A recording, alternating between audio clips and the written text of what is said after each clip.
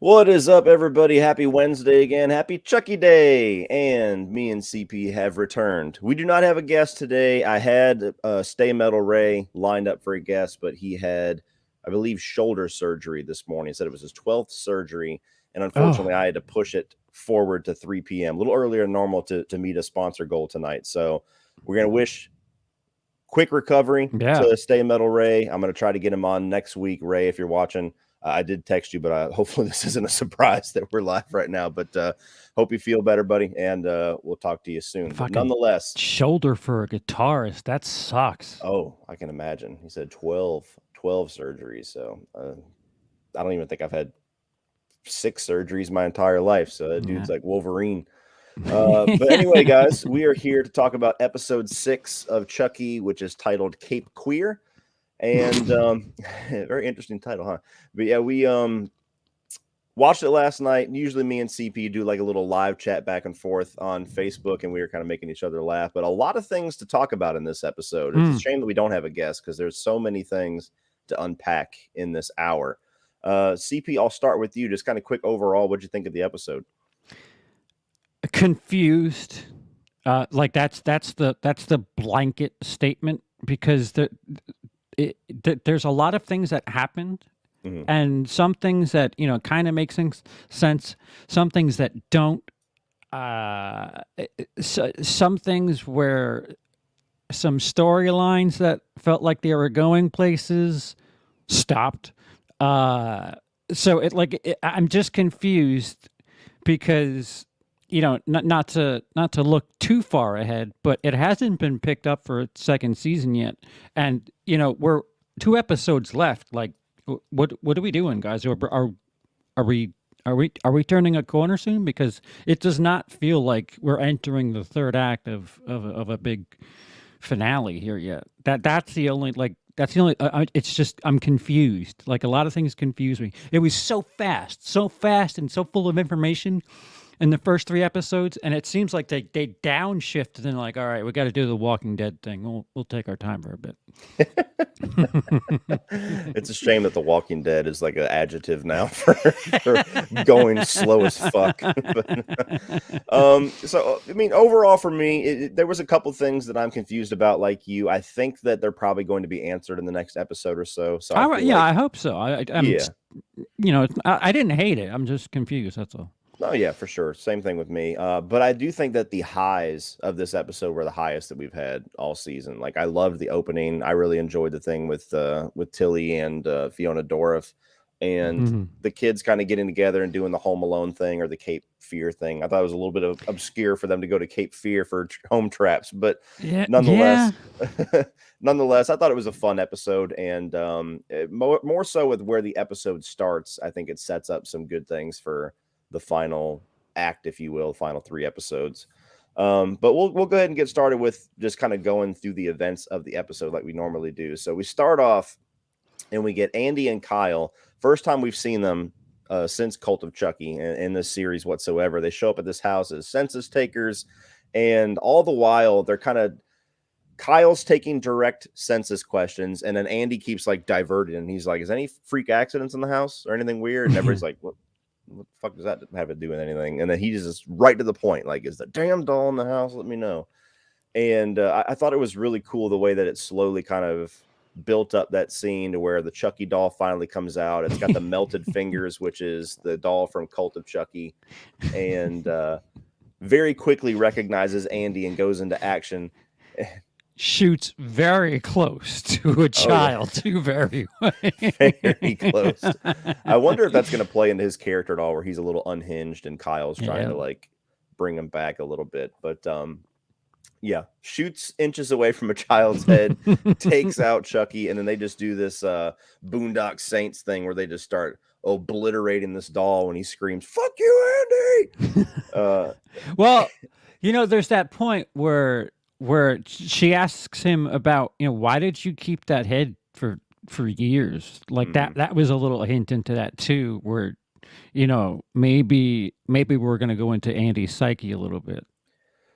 Yeah, and that would make sense because there's the way that Andy has been portrayed in the adult form seems very kind of shut off and sheltered, and well, not sheltered, but shut off and guarded, to Mm-hmm. where he doesn't really emote a whole lot, and he's kind of just like, that's become his life mission now. Is, you know, his childhood was destroyed by this doll, now his adult life is destroying the doll. Mm-hmm. And I feel like it would be smart for them to explore his character more, and we'll see if they do, to kind of give more context to his psyche and where his personality comes from, or lack of personality, being that he's kind of this damaged person, and where along the way they decided to have this vendetta. Because like you said, in Cult, he just kind of stayed in his apartment for years and tortured Yeah. this doll's head.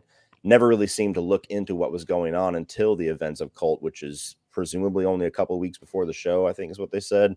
So Mm-hmm. I would be curious to see more backstory with how him and Kyle kind of got back together, if they've been in contact the whole time, if she's had the same trauma with Chucky. But the way that they introduced them into the show, I thought was pretty awesome. I thought that was one of the most badass things that they've done so far, with them just Boondock Saints and the dog, I or the agree. doll, not dog. I agree, but again, here's the main theme of the episode. Like they're in Virginia or South Carolina or something Hmm. in the episode. If you had done this earlier in the season, it would make sense. But he makes that phone call to Jake, Hmm. and now there's these killings in Hackensack, where I would presume he's like, if he's calling Jake, he knows the like that area or something. Why wouldn't they head to Hackensack as opposed to run around? It was structured a little bit weird. I think it Yeah, almost would have been better if they showed this scene, and then whenever he's on the phone with Jake, that was like a flashback to the first time that he called him. yeah, And then the yeah. rest of the season, he's been on his way to Jersey while this is all happening. It did feel weird that he called him in episode one, pretty much knew that there was a Chucky doll there was a possible Chucky doll there, and then for however many days the show's been going on, he's just been taking his time getting there. I don't know how many dolls they've killed along the way, Yeah. because I think there was 3 or 4 of them in Cult that were kind of left until the events of the show. But I agree with you. The way that they structured it did raise some questions Hmm. for sure. And the one that they got, like, what are some of the Chuckies laying low now? Because they said they didn't have any issues with that particular doll. So, like, there's certain elements that I have. Again, if this were episode 1, 2, 3, all right, we'll ride this out. But we're really close. Hmm. We're essentially a movie away from this being over. So it's it's I don't mean anything negatively. It's just concerning and confusing, like which direction they're going. It's also frustrating. I forgot how much I hate watching TV weekly, but it's like fucking gotta wait. Yep. It is weird to go back to that. I said the same thing about totally different subject, but about Survivor. This season of Survivor. Me and Holly turned into Survivor fanatics over the quarantine time, and this is the only season that we've ever watched week to week, and so it's been killing us. We're like, they go to tribal, and then it ends, and we're like, fuck. Now what? You should be able to just next Amazon. Yeah. Oh man, yeah. So we'll see what's going on with them, but I thought that was a cool way to introduce them. I had a Hmm. good time with that intro, and that was one of the my favorite one of my favorite moments of the season thus far. And then we pretty much directly got into Jennifer Tilly and Fiona Dourif, and I really enjoyed that scene too. It started off a little strange because again, it was kind of echoing the previous episode where it was very campy Jennifer Tilly and campy Tiffany. Hmm. But what I liked about the scene was after Chucky had his little mind switch thing, which I want to know what the hell is going on with the blood, why the blood Yeah, activates that. yeah, But he switches back over to Fiona Dourif as Nika, and Nika to get ultra meta later on in after the scene. Fiona Dourif has to play Nika trying to play Charles Lee Ray, and so yeah. it's like 6 different layers to what she's doing. but she's playing this poker game and trying to give a performance that's not her version of Charles Lee Ray, but a version of another character trying to be Charles Lee Ray. So it's got to be like not as good of a representation to where she's convincing enough that she might be Chucky, but at the same time, Tiffany can see through it a little bit. So Yeah. I had fun with that. They're playing poker, which is a reference to Jennifer Jennifer Tilly's Tilly. other career. Yeah, she does not need to act because she's a very, very good poker player. Mm-hmm. But I had a good time with that. That episode, once Tiffany starts drilling Nika, like, hey, tell me about that time that we went on that one place, and like waiting for her answer. And I thought that was actually the most Bride of Chucky Tiffany that we have gotten since Bride of Chucky, to where she's a little bit maniacal and she's smart and she's kind of a little bit more subdued instead of very animated, which is what we've had from Jennifer Tilly since Seed, really. So I thought that was another really cool element to this episode. Yeah, I'll say it now. The thing I brought up while I was watching it was that we have two different elements on the acting spectrum. Where Jennifer Tilly, it could be direction. Now, don't. I'm not placing this on any actors. Jennifer Tilly is acting like she's in a comedy, and she's extremely over the top. And there's times where I'm like, you remember who you are in this series, right? Like, why are you so? And apparently, she's Jennifer Tilly in the series. So, like, is that a joke on how Jennifer Tilly is? She's just too a little scenery chewy. She doesn't match the tone of the scene. She's a little over the top, which. If you're going for full-on comedy, cool. But like you said, in the poker scene, something that she's very comfortable with, she was reserved.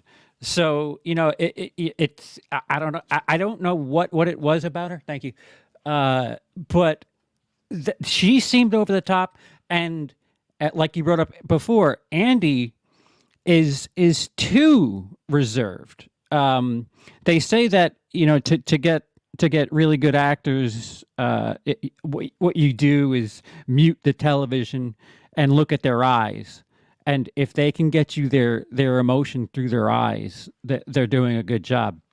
Andy, his eyes don't do anything. Like, no matter what he's talking about, his eyes are. I mean, and it could play into like this PTSD thing that they're doing. I don't know. Mm-hmm. Again, we don't have the whole story. But between the two of them, I think if you just hybrid the two of them, you would have like a really nice actor. You tone it down, you bring it up. Meet in the middle. And again, it may not be their fault. Like the Jennifer Tilly may be there as comic relief, but it just doesn't match sometimes. It's let Chucky be the comedy. Just let him be the. I mean, it's dark comedy anyway, but just let Chucky do that. Like, you don't need that seed shit right there, and it makes me nervous when she starts getting funny. If we have Red Man in the next 2 weeks, I'm going to be very, very upset. Oh God! Don't even speak that into existence. Really quick, quit putting the biggest reveals in the thumbnail. Some of your subscribers might not watch it on prime time. They might want to see Andy and Kyle organically. Jesus, it's a spoiler show. I understand that, but one, this is a spoiler stream. Two, I do this every single Wednesday. If I don't think I've used the biggest reveals in any of the thumbnails, and I wouldn't even say that this week is a big reveal. It's something that we've known is coming. It's the opening scene. I addressed your comment before the show even started, and you're still going about it, so you no longer have my sympathies. Just don't watch. Tiffany trying to put a body in a suitcase and calling Nika Sweetface were also Bride of Chucky references. Yes, exactly. Is Glenda confirmed? Not yet. I have a sneaking suspicion if they're going to confirm that at all, it's going to be at the end of the season or something like that. That science teacher bit seems sus. Yeah, something's going on there with that they've just kind of hinted at it, and then all of a sudden she's part of this scene, and they didn't resolve it. So I don't know. We'll find out. We'll find out. I'm curious about why they haven't revealed that sooner, because that's both like a big card to play and a big hand grenade at the same time. Is when Glenn or Glenda comes in, you're going to get two very opposite reactions from your audience. Yeah. But I think she's Jennifer only when it's convenient. Celeb privilege. I'm not sure. Like you said, I think that does have a lot to do with direction, because we've only gotten this version of Tiffany since Don Mancini has been taking over directing. We got it with Seed, and then she's carried that over in his other two movies as well as this show. So I don't know if that's a personal choice for the story to kind of ramp up the black comedy side to kind of keep somewhat with what he started with Seed and has been trying to have a through line through. But I did feel like there was more layers to her in this episode than we've been getting. Didn't Don direct Curse though? Yeah. That was dark. That wasn't like humorous. Like, well, I'm not humorous. Like Chucky had laugh lines and shit. But that's what made Cult so hard for me to accept. Yeah. Because we went Seed, which was like heightened of black comedy, epic and movie. then and then we had Curse, which is very old school Chucky and dark. And then we went right back up here to Cult. So it almost felt like a course correction. It was like, gotcha, bitch, we're back. So yeah, and Sky brings up another point. I think Jennifer Tilly likes camp as much as Dawn, and so they probably collaborate on that to a certain degree. But yeah, I prefer darker Tiffany. I prefer more menacing Tiffany, and I'm glad we got a little bit of that this episode. The heightened housewife Jennifer Tilly it's not my favorite. I'll say that, but it fits what they've been doing with her character. I guess we've gotten more of that Tiffany than we did Bride Tiffany. It's frustrating when the flashback Tiffany it feels all right, and it's just Jennifer Tilly's voice, and it's like, look what she's doing. Yeah. she's not doing anything ridiculous and over the top. Oh man. So how do you feel now about the three kids, namely Lexi, kind of being in with them? Have you kind of come to accept it at this point? Does it still feel aggravating that we've gone through this shift with her character? How are you kind of taking the group? If I'm to accept who Lexi is for the first 3 episodes, some of the things she's doing just don't fit into that character. I don't mind them teaming up, but don't force feed me these, she's this shallow, vapid cheerleader girl for the first 3 episodes, where like it seems like she only cares about like material things and celebrity. Lately she's like a team player, and it just doesn't make sense, and now like all she does is meet up with the other 2 guys, and she's like, all right guys, meet up at my house directly after school and we're going to discuss this, and it's just like whoa, why are suddenly you're a team player when you fucking hate your sister, and where did this go? Like it's just a hard shift. Again, if you ease me into it, I'm okay. But like it just turned on a dime, and there's a lot of turning on dimes in this fucking episode. But yeah, it's not that I don't buy it. I'm just like kind of like. It's like they oversold it the first couple episoes, and if they bring it back a bit, I feel like I'm handcuffed. Like, no, let me out. I did this. Yeah, I'm kind of coming around to it. They seem to interact pretty well now that they're more friendly with each other, and they realize once they shut the fuck up, they have some things in common. But yeah, I'm with you. Retroactively, I wish, or in hindsight, I wish that they had kind of tapered it down a bit in episode 2 and 3. Like the costume was enough. I think that the way that they doubled down on it in episode 3 with her coming with her little fake apology thing just kind of made it even worse. I would have been able to buy into somebody that makes this horrible, stupid joke with the costume, and then because her boyfriend probably would tear into her, like, oh, okay, you brought me back to reality now. Um, I could have been a little bit more along the lines with that. It was a little bit more of a smoother transition, but It also robs that scene where Chucky has her cornered and yeah, he's like, I want you to kill Jake, where you could fuck with that a little bit and be like, she might do it. yeah. And you don't really feel that this time. So it's Mhm. so much potential and so many avenues they could take, and there's some things that it's just like, all right, what are you gonna do with this?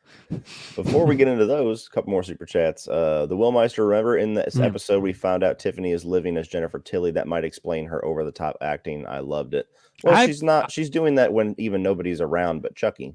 Yeah, I've met Jennifer Tilly. She's not like that. Something that you two have been asking about was referenced. Charles Lee Ray was reading a voodoo Yeah, book. That might be where they're driving to. Possibly. I mean, they it's got to. very subtle. Yeah, exactly. Voodoo for dummy. What are you doing? Don Mancini is driving this Chucky franchise. He may serve and hit a rail, but somehow he gets back on the road and turns on your favorite song. No other franchise has remained this steady. None. That's a fair point, Doug. None of the major franchises have been able to like long distance a story, with the exception of what was it, 3? We had a different Andy. Yeah. That's the only thing where they've kind of had a hiccup. You know, all the cast is start to finish for eight movies and a television series. You can't say that about any of the major horror franchises because this actor gets a little too big, and I'm not going to do this horror shit. Or like they just try going in these really weird different directions. They do that in Chucky, but all right, everybody come along. We're doing weird shit now, and everybody's there. It's really admirable, and a lot of credit. Again, Jennifer Tilly has won poker tournaments worth a fucking people's year's salary. So she does not need to do this, and she's doing it. It's extremely admirable how consistent the storyline has been start to finish. Mm-hmm. Sorry. No, you're good. You're absolutely right. It's something where I think the tone choice has changed throughout, Yeah. but the story has kept it going pretty well. I wouldn't have been able to say that before the show because I felt like Cult was just going in a bunch of weird directions. I had no idea how they were going to get themselves out of that, but it kind of felt like the way that the show has been going retroactively makes Cult make a little bit more sense. I don't know I if agree. he planned that, but that was the one time. I mean, like Seed was just a creative choice that didn't work for me, worked for some people, but Cult story wise was like, now what? What the fuck are we going to do now? But I've liked what they've done with the show thus far with that. Now, the whole thing with the Cape Fear, getting the traps and everything together, some of that was kind of silly in this, but it was fun to watch. I mean, like I love the Scorsese version of Cape Fear, so it just getting referenced, I was like, cool. But I like how they use the music.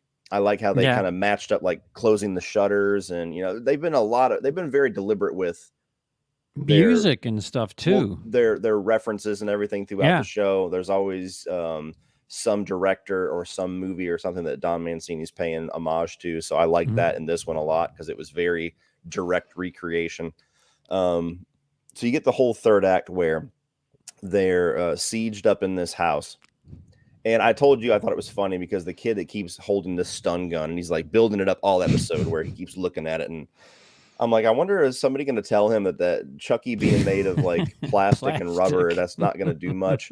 Apparently, I was wrong with the physics of Chucky because he launched across the room. So yeah, exactly.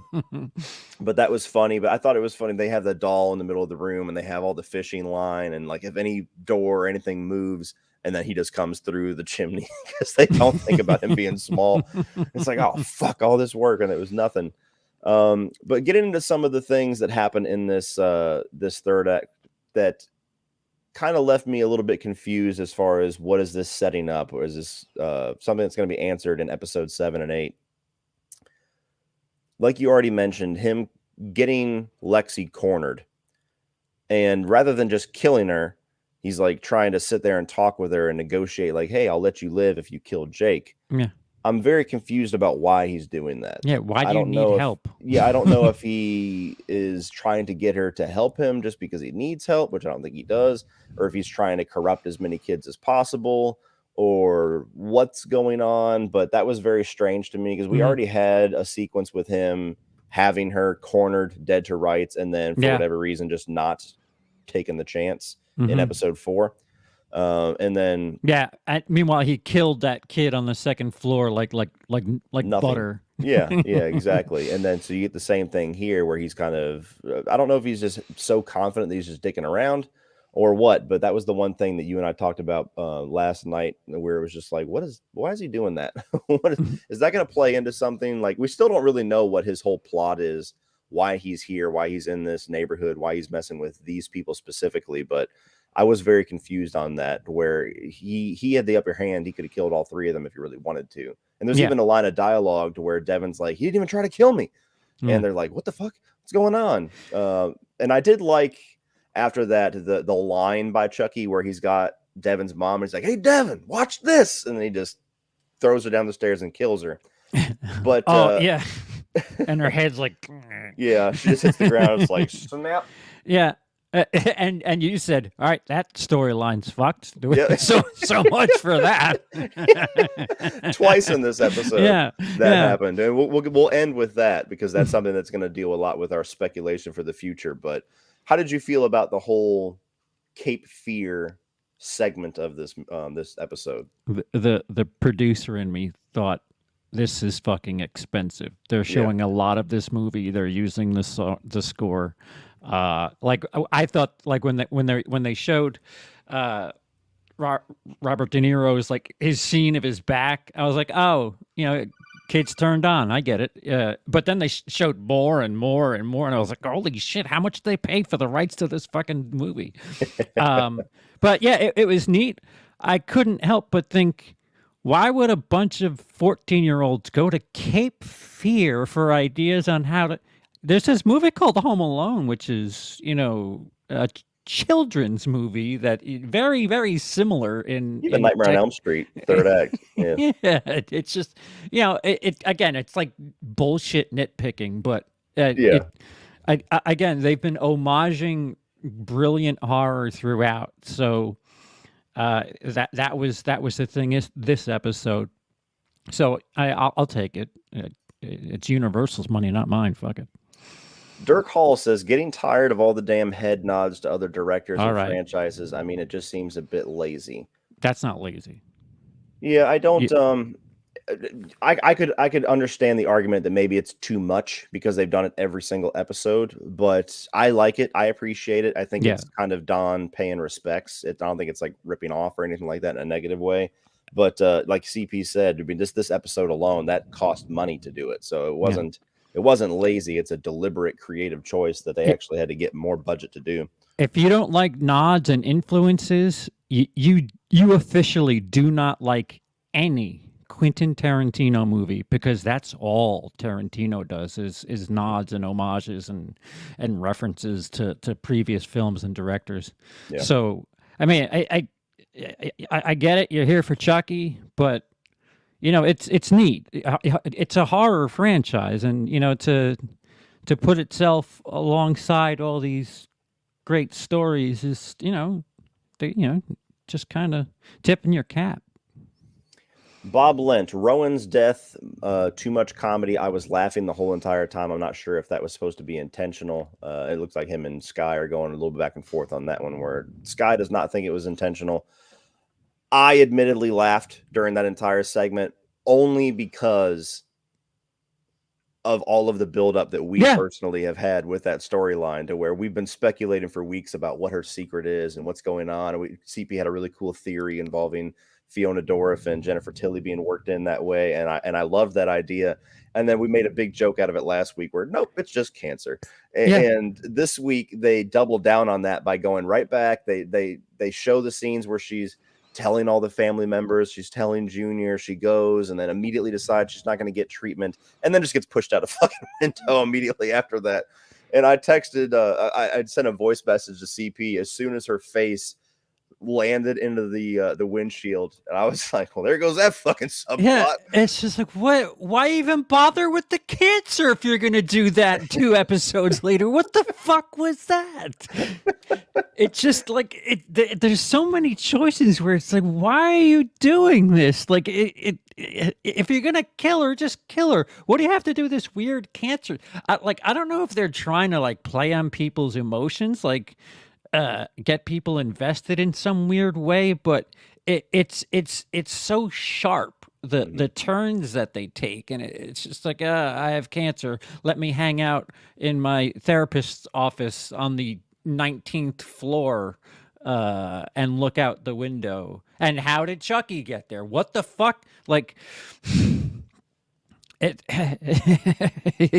there's so much where it's just like, you've set these things up for weeks. Most of the season has been, oh, she's got to see episode 1. I need to talk to you. First of all, was that her therapist? Because it was really late in the night for her to be calling her fucking therapist to talk to her about something. Secondly, cancer, I don't know if you guys know this, stage 4, you're fucking sick. You're gonna start showing signs of being sick, and Lexi Doig did not look sick.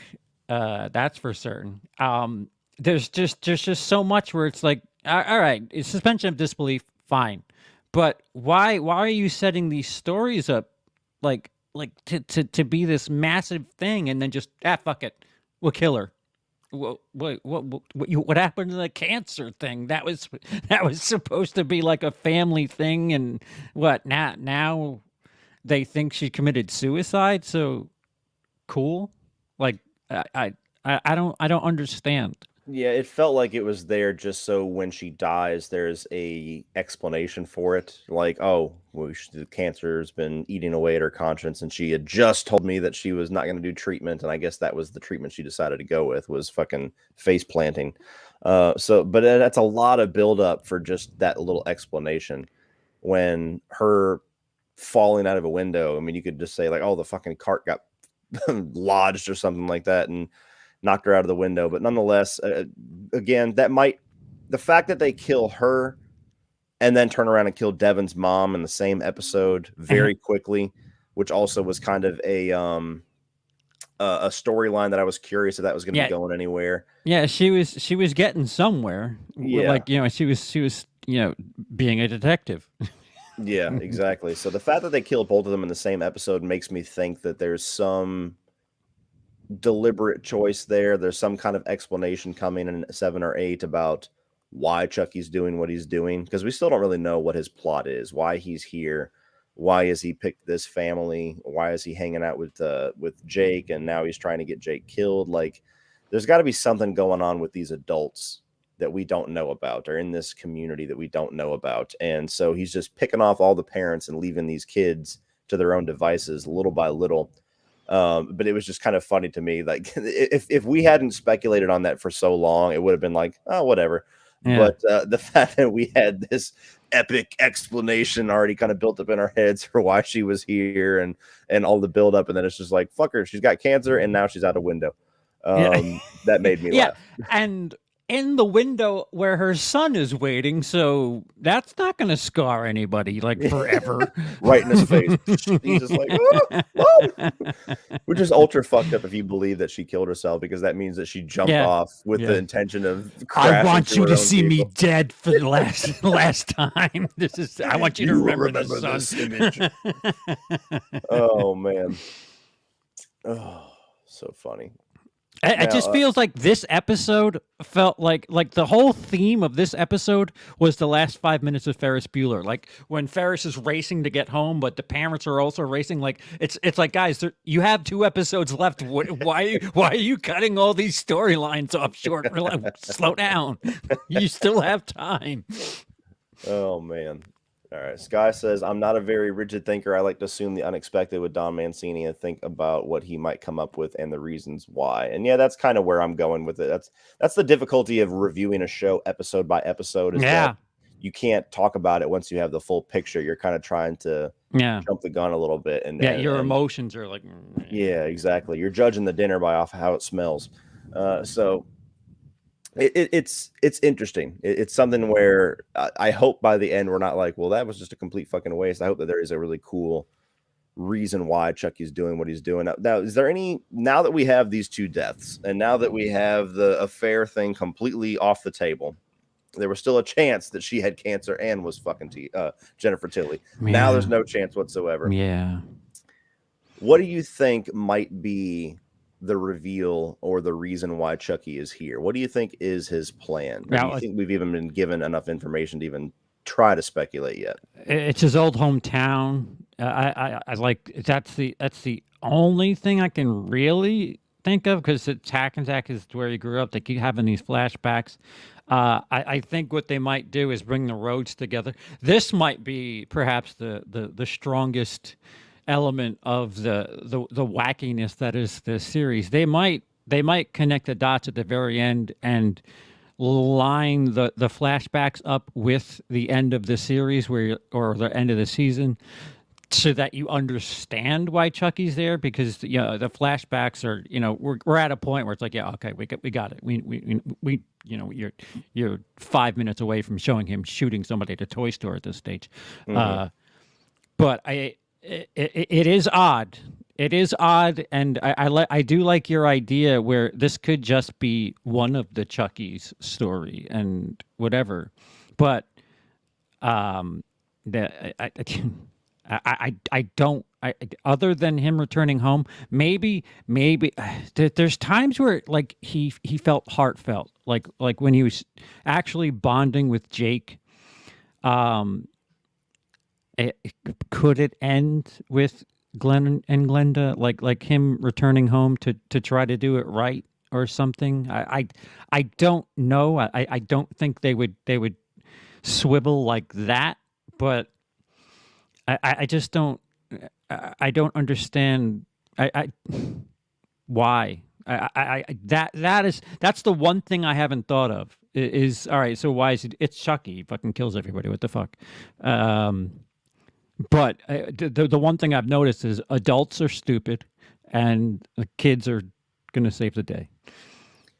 Yeah, I'm not quite sure either. I think that at this point, I would be shocked if they did not bring Glenn and Glenda in at some point. I mean, it just seems like if he's going to do it, the TV show would be where he would do it. Because I don't think that, as much as a lot of the fans absolutely despise that character, Don Mancini is not of that mind, and that's not something to where he has ever looked back and felt like he regretted doing that, or something that we're not gonna pretend that the scene just didn't exist. Like, he just doesn't take that approach. So I would be shocked if at some point in this season we don't get some kind of explanation for what Glenn and Glenda has been doing, or if they physically pop up in the show. Like, they referenced it once in episode 2, and that was it. And the fact that Jennifer Tilly or Tiffany and Chucky are literally back together at this point, Mm-hmm. I don't buy Tiffany not wanting to know what her kids are doing. So it's going to be, it's going to, I don't know if it's going to tie into the actual plot, but I'm pretty sure we're going to get Glenn and Glenda at some point, whether it's the final scene before the series cuts off before season 2 or what, but it has to be coming. This may be off topic. I apologize again. I'm scatterbrained. But Jennifer Tilly is in Hackensack with Chucky. Like that's where this show's taking place. Mm-hmm. Why wouldn't she help the doll? I don't know if we're going to get an explanation for that. She helped him by getting him where he needed to go in the first episode, where that little um, yard sale or whatever. But Mm-hmm. maybe she's just focusing on Chucky Prime, if you will, the one that's in Nika right Yeah. now, and all the other ones is just like, well, hopefully they work. If Yeah. not, She we'll got just that fresh fucking package too. yeah. Yeah. She's got that doll. Like, well, fuck it, we'll just make another doll if it doesn't work. But yeah, it's probably something to where they've got he's doing his own thing. Leave him alone. Chucky number 4 is good. So we'll see, but it is a curious question of when at some point they're going to tie into his plot, because they're totally separate right now. I'm like secretly hoping that Chucky makes a phone call and like, listen, these kids are, I found our arch nemesis. It's these 3 fucking kids. Break out the army. Andy wasn't shit. Come meet Jake. Oh man. But as far as his plot of why he's here, that's where I'm struggling. I don't think we have enough information yet. I think we're getting a Friday the 13th thing where we're just going to find out at the end, and it's like, oh, you didn't leave breadcrumbs for that, did you? But I do think you're right that at some point it's going to be like Memento, to where the flashbacks are moving this way, and eventually it's going to converge. At least I hope so. Shit. Yeah, I mean, that would make sense, because I mean, we haven't really gotten we didn't get any story progression whatsoever out of the flashbacks this week. It was just them doing their thing, getting this car, which I don't remember the car ever being relevant to the series. So I think that's just for the show. It's the car that they were in at the end of Cult. Correct. Okay. So there's that. So we got the explanation for where the car came from. Yeah, because I was dying to know where did they get that car from? Holy shit, it's the ambulance driver.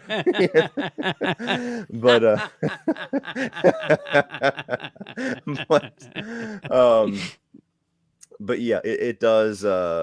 We didn't get much story progression out of this one, so we've only got 2 more weeks. And like you said, at some point he's got to be in the toy shop. I don't know. There's got to be some kind of a reveal before that happens, to where I don't know if he's got he has an affair with one of the people that become the adults, or well, they're way too fucking young for that. Damn, this is hard.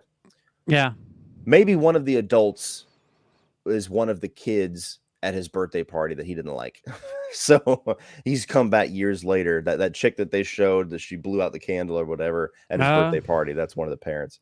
That'd be pretty silly. That's a long route to get some revenge. Holy shit. He's getting bored now. The Willmeister, how do you know the doll? How do we know the doll Tiffany received was a Chucky doll and not a Tiffany doll? We did get a glimpse of one via archive footage in this episode. I mean, it could be either one. Sure. Could be either one. I don't feel like Tiffany.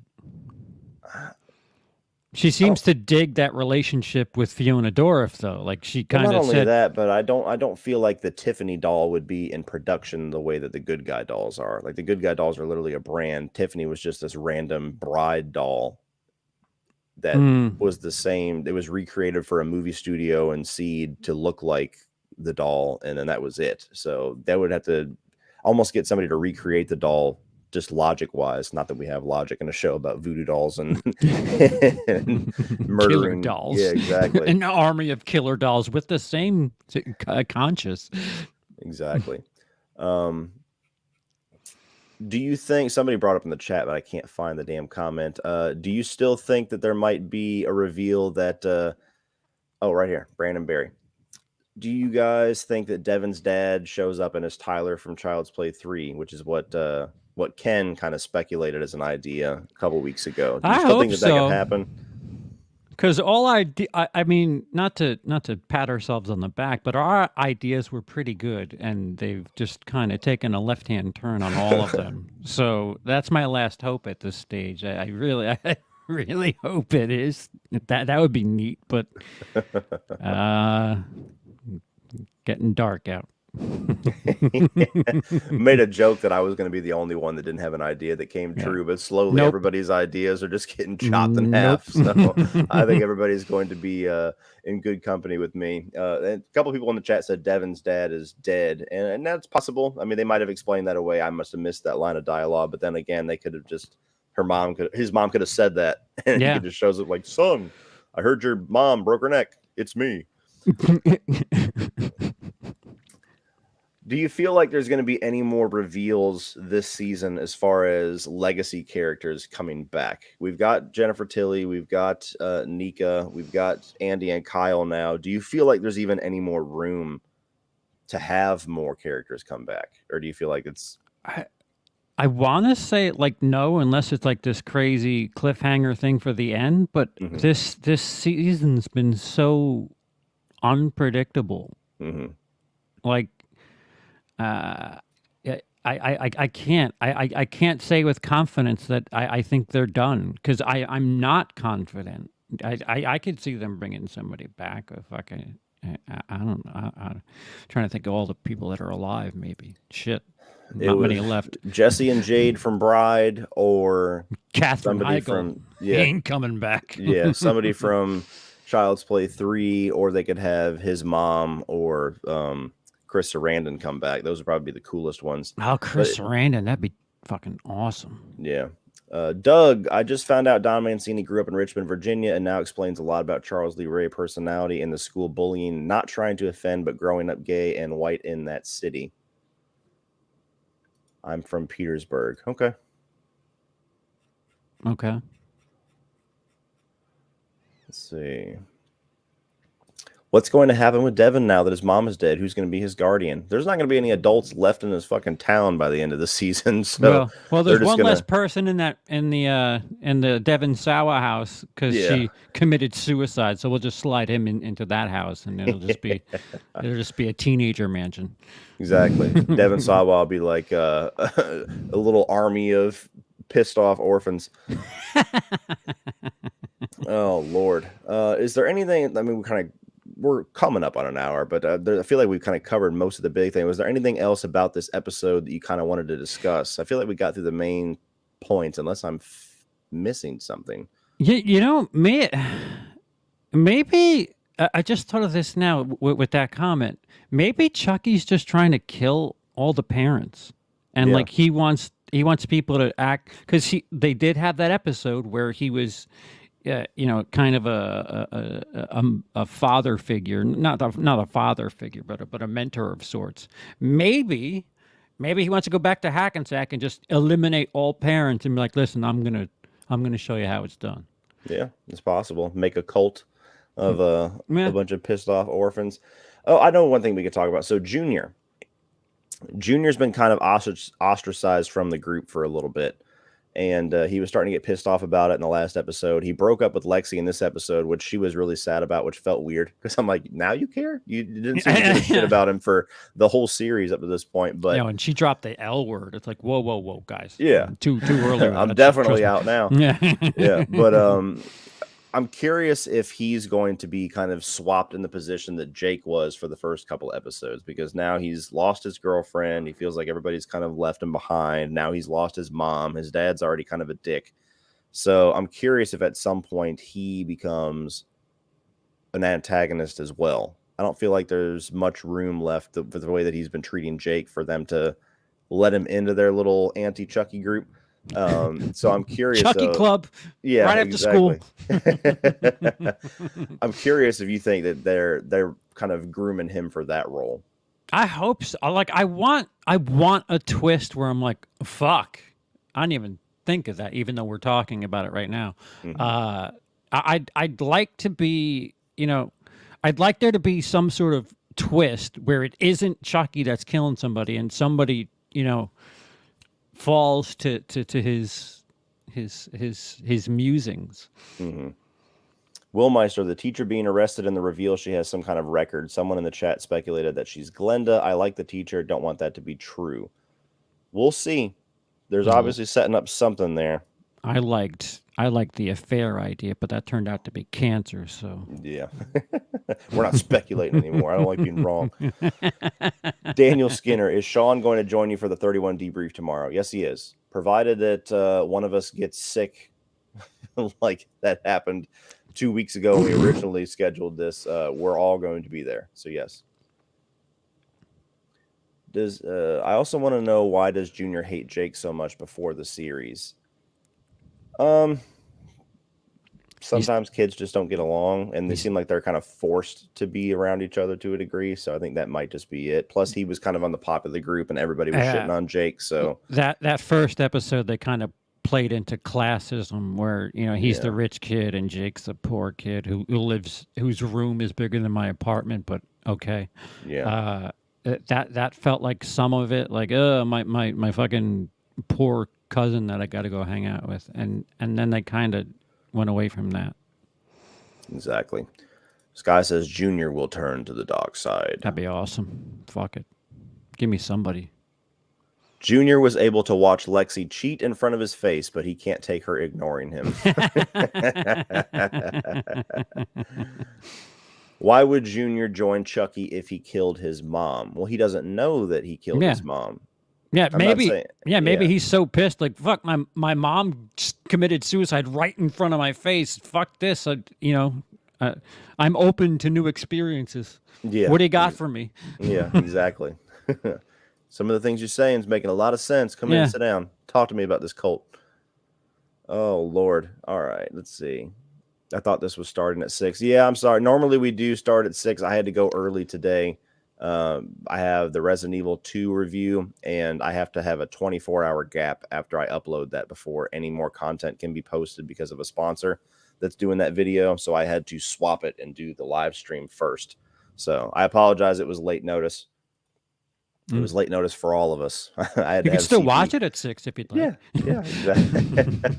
That is true. Did you guys? Well, I don't want to talk about Spider-Man because we're gonna keep this on topic. Yeah, he thinks if he came in the end, now that would be an interesting fucking twist. Tobey Maguire is a Chucky, bitches. Confirmed.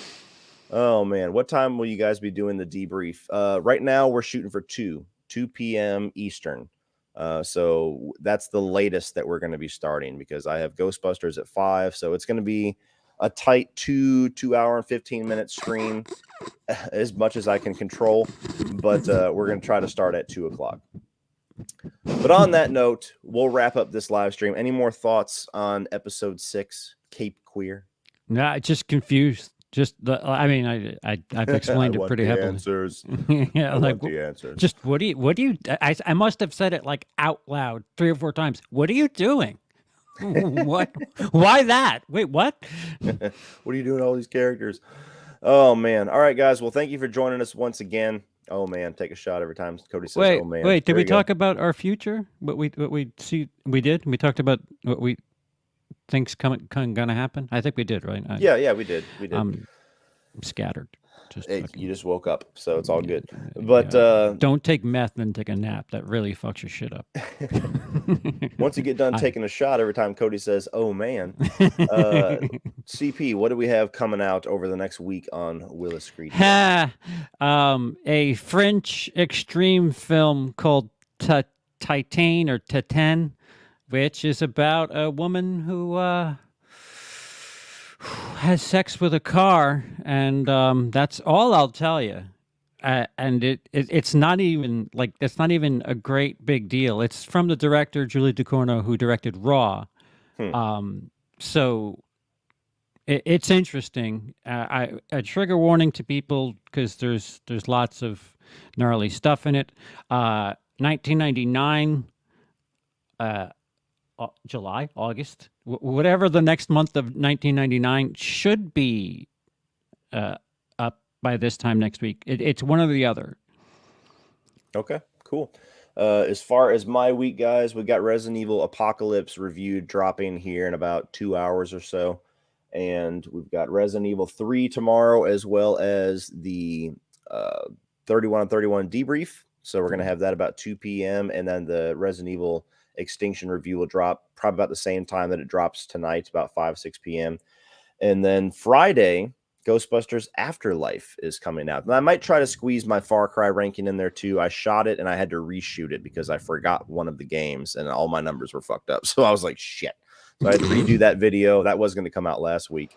But yeah, wrapping up Ghostbusters this week and Saturday, the Ghostbusters ranking as well. So that's what you got looking forward to here. And we will see you guys again next week.